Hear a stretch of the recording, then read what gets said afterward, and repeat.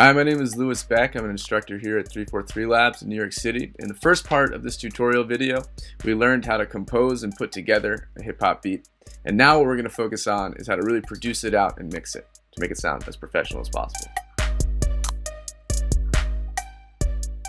And the number one thing that tends to happen is you're trying to make your track powerful, and slowly but surely you keep turning this thing up, then that thing up, then this thing up, then that thing up.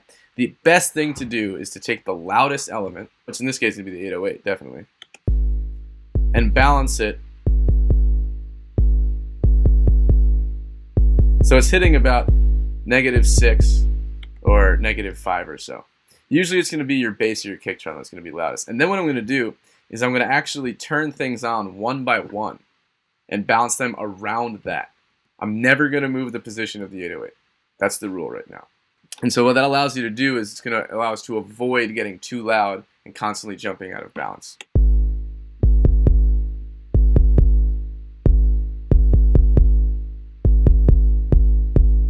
That sounds pretty nice. Maybe I need to cut out some of the low from my kick. There we go. Now we hear the low end of that 808 punching through more, right? Because in contemporary hip hop, you really want the kick more to be like a body thing than the low thump. There we go.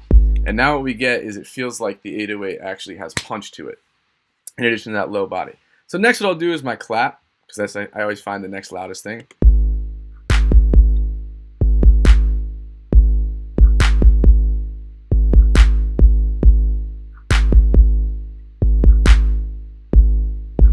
That's sounding pretty good.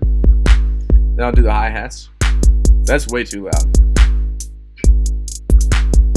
And maybe now while I'm here, I'll pan them a little bit. And now the first perk.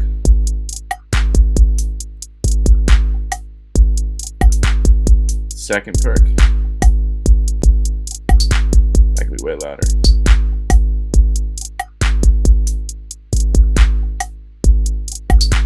Still louder. There we go. And then last but not least, this perk.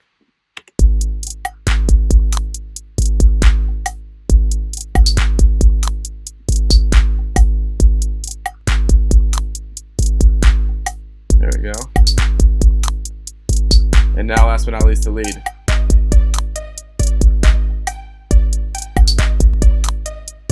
So now notice, we are clipping. But what I'll do now is I'll select all of them and I'll turn them down together. So I have actually a volume balance that's going to stay consistent across. And in general, you're just going to want to aim for this, -6 spot. And the reason I'm putting it to -6 is because all the stuff that I'm about to show you is going to make the track way louder and more powerful. So the number one most basic thing for hip hop that you should be doing on your kicks and your claps, and realistically your percussion as well, is parallel compression. So Logic has a pretty powerful compressor. The way that you set up parallel compression is you create one of these buses, also known as a send, and you're going to send this information 100%, so just put it at 0, and you're going to drag on your compressor. The cool thing about Logic is you have these 7 different styles of compression, right? And what these are going to do is give you a little different character and color. Now, I personally recommend using this one called Studio FET. It kind of has the nicest bite to it, and it is the quickest. And so what you're going to do is you're going to solo this track, and you're going to turn your ratio, which determines the intensity of the compression, way up. So put it at 10. Turn off your auto gain, turn off your auto attack and release, and you're going to take your attack time and make it really slow. And the reason for that is we want to let the body of the kick punch through the compression. And last but not least, we're going to take our release time and we're going to make it really long. Because what we're actually looking to do is create a non-dynamic signal. So we're just trying to make all the quietest things as loud as possible from the kick, even though it doesn't sound like there's that much and there's not a lot of release. And we're just trying to get the snappiness of it. And so what I'll finally do is I'll turn the threshold down until I exceed just around 10 decibels of gain reduction. And the other thing that you can do, which I showed a student the other day, which is pretty cool, is you can throw on the limiter. You just click it on here. and you can add a little bit of extra sharpness and thwack to it. So what happened here is I turned my limiter all the way down to the lowest threshold possible, which is only -10, and it actually wasn't picking up any signal. That's because the gain reduction had made the kick too quiet. So if I turn the makeup gain up, we can see it starting to hit there. Yeah, and you hear that nice sharp punchiness coming out now. And the way you know the limiter is active is if this red dot lights up. The last cool thing about the Logic compressor, it has this built-in kind of analog circuit saturation emulation thing. So if I turn this to soft on distortion, yeah, now we get that really punchy, crisp click. So what we're going to do is we're going to blend that click now back in with the kick. And what's going to allow it to happen is it's going to reinforce the presence of the kick.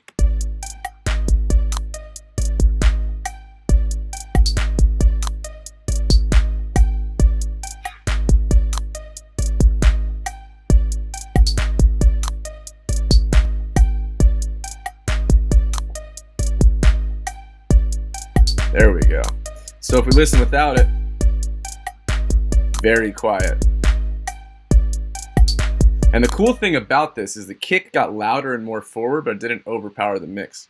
And the reason for that is because we sucked out all the low end energy, but kept the punch of it. And so that's really all we're looking to do with parallel compression. Is it's the way that you make your drums super punchy. This is the secret of every mix engineer in the industry, and definitely every hip hop engineer or producer for that matter.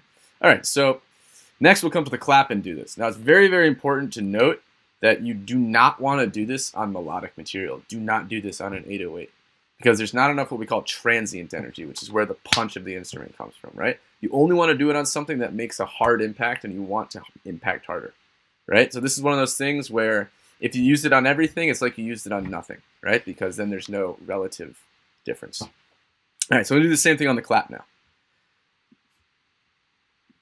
So I create a send, set it 100%, come over here to my Logic compressor, onto my Studio FET again, I'm going to solo the channel. Now it's very important that you turn off auto gain and turn off auto attack and release. That's just going to screw this whole process up for you. So once again, make the attack slower, make the release really long, make the ratio up to 10, and then I'm going to start turning down my threshold.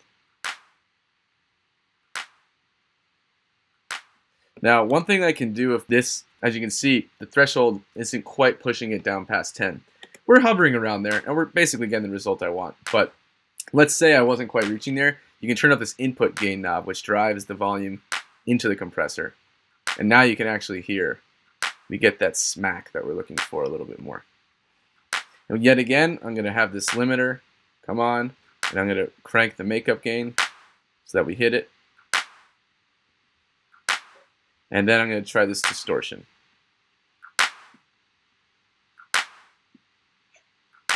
I actually think hard sounds the nicest. It adds the most amount of emphasis on the transient, which again is that point of impact. And the soft just smears the whole thing a little too much. It throws all that release time from the verb in there, which I don't want. I only want the smack. All right, so I'll label it. Big fan of labeling. Highly recommend you label everything. And so I'll turn it back down to 0. And now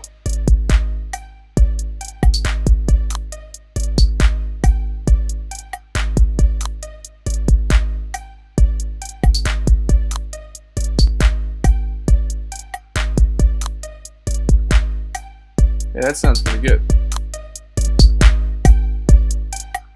Now, one thing that you can do is if you find you're liking the effect and you want more of the effect, but it's getting too loud, you can just turn it up so you get the effect that you want. It's right around there, and then you just turn the clap back down. There you go. So we get that punch and that presence, but it's not overwhelming. The cool thing about sends, buses, return tracks, whatever you want to call them, there's so many different words for it at this point, auxiliary tracks, is that they're tethered to your actual fader, the preset way that they're set up. So what's cool is that even if I crank the volume on here, if I turn it down here, the relative volume of the two is going to stay the same. That's good to know. Now I'm going to come on to the hi-hats, And I'm not going to do parallel compression. You do not want to do parallel compression on a hi-hat. Hi-hats are super punchy and sharp already. They're not really punchy, but they're just very sharp, right? What I will do, though, is put a compressor directly on. And again, I'm going to go for this studio FET. Particularly for hip-hop, this tends to work really, really well. So this time, I'm going to take my ratio and put it more around 5 or 6. It's going to be not as intense. And I'll have my attack a little bit faster. So what I'm looking to do is, with the hi-hats, I'm going to turn the compressor off, I want to make them snap more, right? I want to make them really like click almost. And so with compression, you can actually create that click by really quickly clamping down on the transient. And so I'll also make the release time very fast, because what I want is to add energy here, right? So when you have a fast release time and you're working directly on the channel, it's going to add energy, because when the compressor ducks down, it's going to jump right back up. Right? And so that jumping actually makes it feel like there's more energy and hype in the sound. All right, so let's turn it on and take my threshold, turn it up to 0 so there's no compression, and I'm going to slowly move it down until I start getting about 3 to 6 decibels of compression.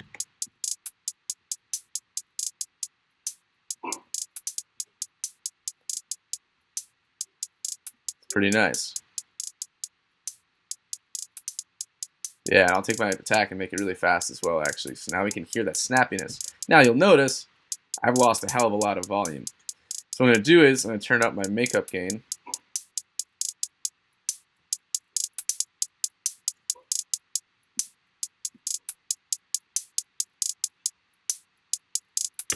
Now if we listen to it back in context,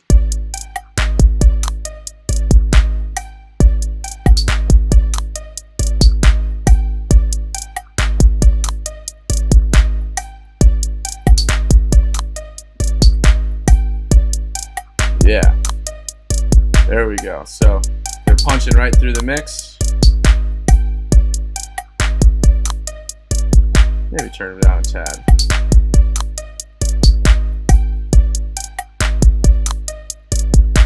Cool. So the name of the game here, right, is that using compression for drums in hip hop is going to allow you to make things louder without overwhelming other elements, because the dynamics are controlled. So what I'll do for my percussion, and I'm not going to lie, this is being a little bit lazy, but it tends to actually work out pretty well, is I'm going to send all of them to the same parallel compression. And so what that will allow for is just kind of a consistent reinforcement across all of them. So again, with parallel compression, slow attack.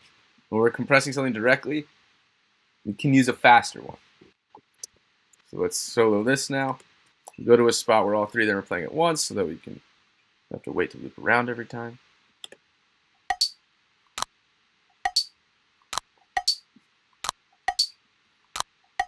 So again, super intense ratio, long release. I'm going to drag that threshold way down. And I can tell it's not going to be able to do what I want by dragging it that low, so I'm going to drive the input. Ooh, that's getting loud.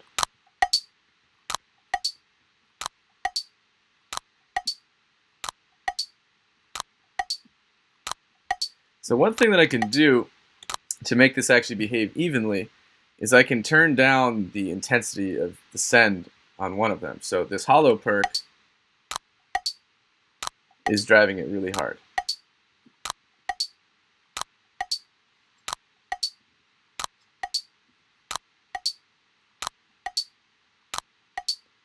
And the noise perk is also driving it way hard. What I'm looking to do here is get the exact same amount of compression across all of them. So again, I'm going to turn up the makeup gain and drive that limiter. So now I'm just going to blend this back in.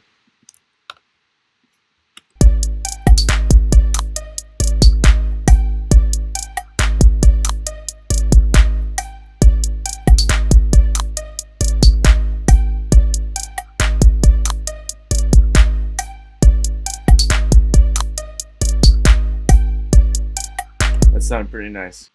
Now the final step for these drums, what I'm actually going to do is anything that's panned left or right, I'm just going to hard pan them. So make it all the way wide instead of just like sort of.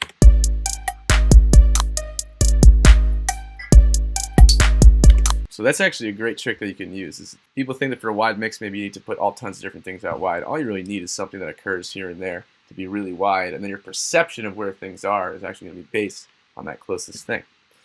So last but not least, what I'm going to do is I'm going to create what we call a glue reverb for my drums, which is I'm going to send them all equally at first.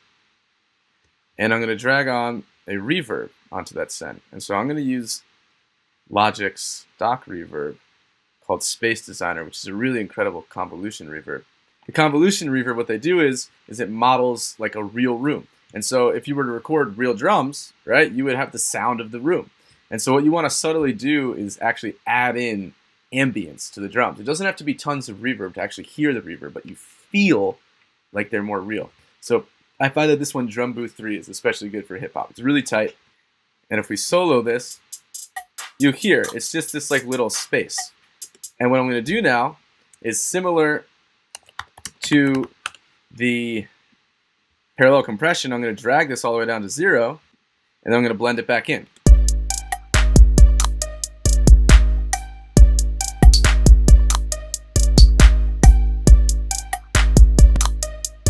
So we hear that adds a bunch of space. Now, for the hi-hats, for instance, that's not what we want. It's too much. So I'm going to roll back the intensity.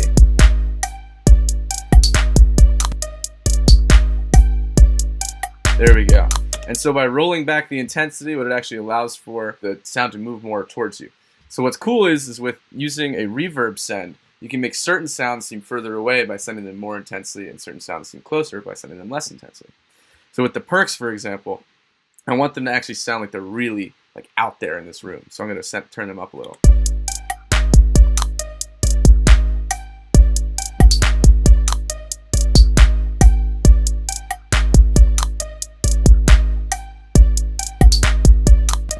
And maybe this crunch one, I'm actually going to have no reverb on it at all. It's like really in your face. Yeah, and I'll put it right in the middle now. Maybe a little to the left. And turn it way up.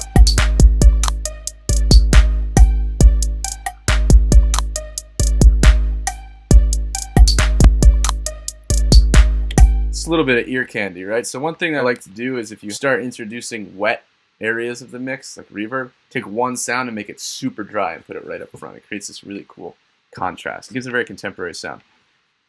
Now one thing I'm noticing on this little perk is there's just a little bit of harshness, like the upper mids. So what I'm going to do is I'm going to identify that area by basically boosting a tighter notched spot up there. It's right there. That sound, I don't like that. I'm going to get rid of that. It'll sound a lot cleaner and less bitey.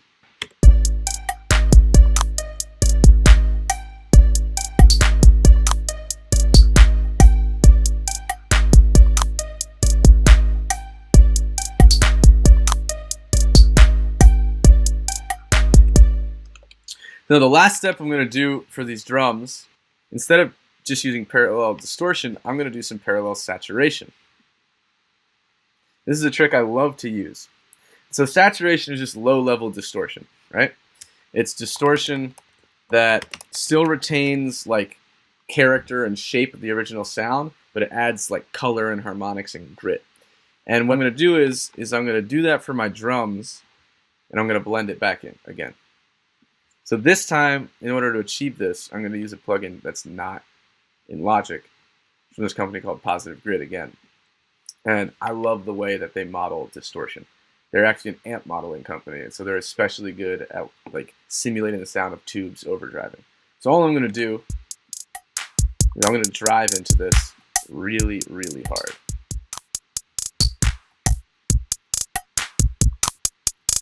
And I'm purposely trying to get this really messed up sound. There we go. Now you might say that's completely unmusical. How is that useful? Well, what I'm going to do is when I blend it back in, all I'm looking to do is to have a little layer of color and grit kind of lather over the drums so that they feel more alive. So we'll listen to what happens now when I blend those back in.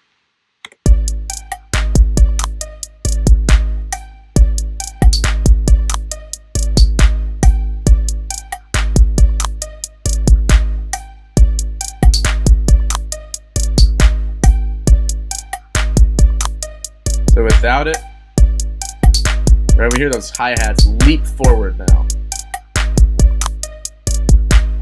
And the cool thing about this, I have different styles for the, so that's a little more, yeah, that one sounds great.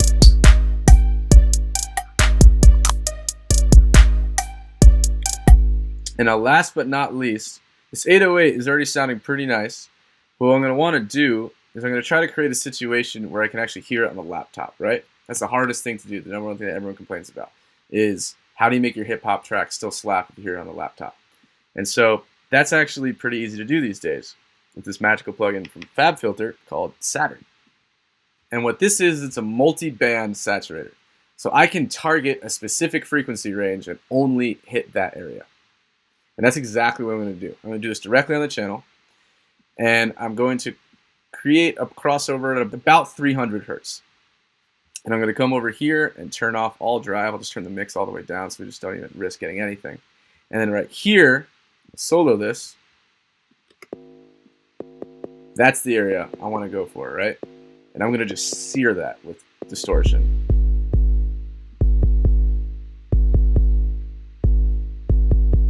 So there we go. That's all you need. So that little bit's going to come through on the laptop. Maybe like that, yeah. Yeah, really get that grit and color. Now in context,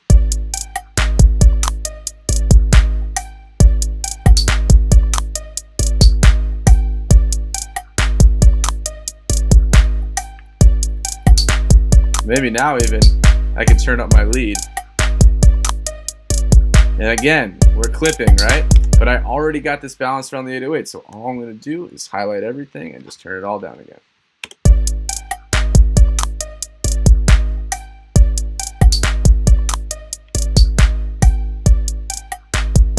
Now the final step, if you want, you could do a little something on the master fader, and you can come onto your stereo bus and drag on the compressor.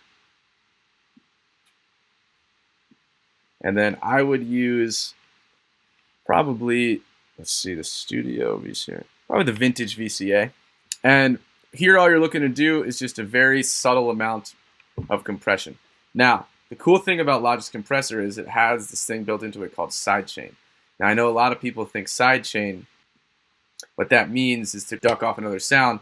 What that actually is for this compressor is it's going to allow us to target frequencies to not compress, which is actually what we want to do on hip hop. So I don't want to compress anything under like 180. I want this to be super slappy. And I want the rest of the mix to compress a little bit. So I'm going to keep a really low ratio, very slow attack, and I'll keep like a medium release or so. Auto gain off.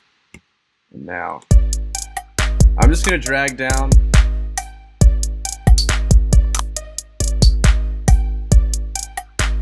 right about to there. Yeah, make the attack a little faster. Ooh, yeah. Now we're making it, feeling it jump forward at us.